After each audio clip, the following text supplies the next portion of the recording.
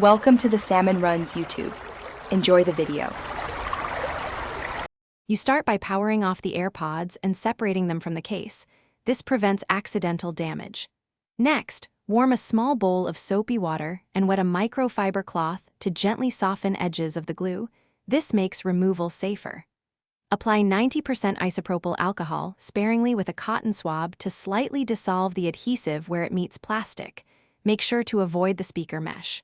Once done, let the alcohol work for 30–60 seconds before attempting mechanical removal.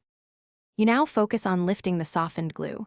Slide waxed dental floss under the lifted edge and use a gentle sawing motion to separate adhesive from the housing because this minimizes scratching. For flatter sections, insert a plastic pick or your fingernail and pry in tiny increments. Patience prevents gouging. After physical removal, wipe the area with an alcohol-wetted swab to dissolve remaining residue.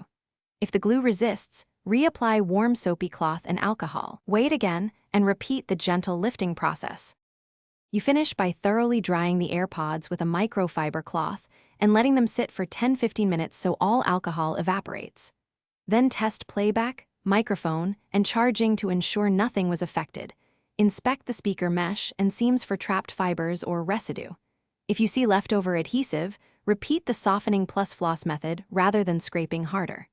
Troubleshooting tip: if sound is muffled or plastic appears etched, stop using solvents and seek professional repair to avoid permanent damage. Thanks for watching. Consider subscribing if we helped you.